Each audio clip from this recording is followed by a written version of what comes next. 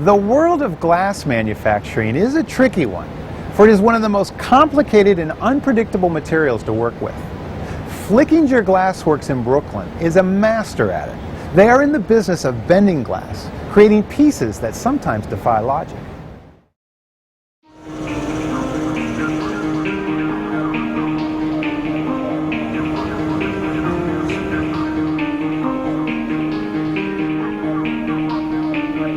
Flickinger Glassworks specializes in the art of glass bending, be it for lighting, display counters, cabinetry, dishware, or clock faces.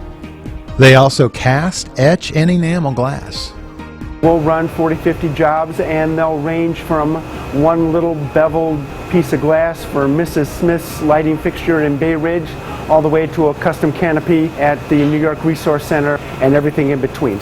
Charles started his shop in 1985 after years under the apprenticeship of a few master craftsmen. He is now one of the last glass artisans left in New York City, which over the last few decades hasn't been necessarily hospitable to his kind. It's very hard to be a manufacturer in New York City.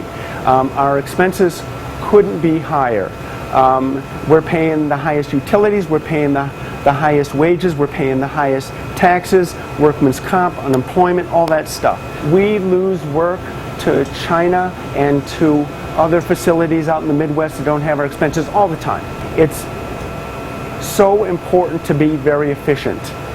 When it comes to glass bending, Charles and his staff use techniques that have changed little since they were perfected in Europe in the 18th century. The process starts with an appropriately sized flat sheet of glass, which is first slightly heated to prevent shock.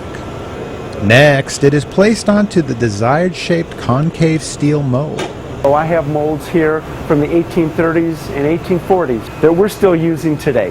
The glass and mold are placed into an oven which is heated to around 1200 degrees.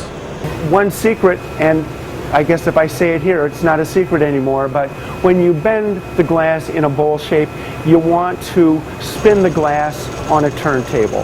And it helps for even heat and a little bit of centrifugal force to make the glass bend evenly and to be as strong as the glass was before it's bent. Larger pieces, like a glass display counterfront, require the glass and mold to be put into the oven.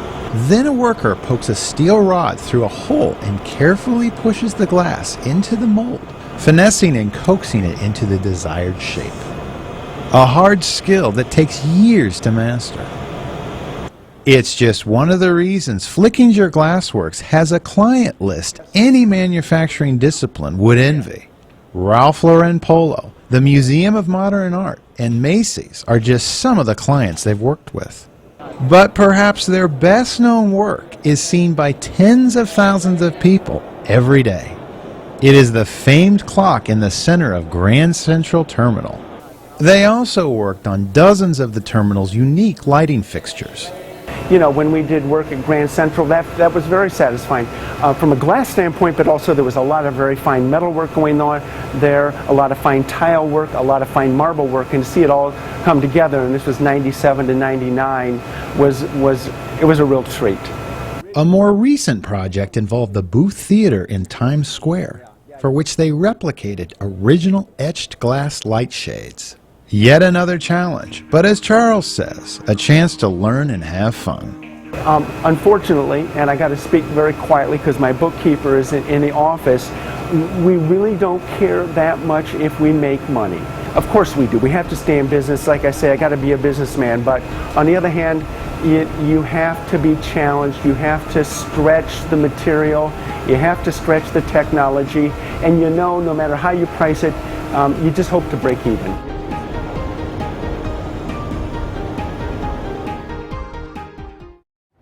Flickinger Glassworks showroom is open regular business hours and includes the Glass Benders Hall of Fame. On display are also many of their light fixtures, along with one-of-a-kind enameled pieces.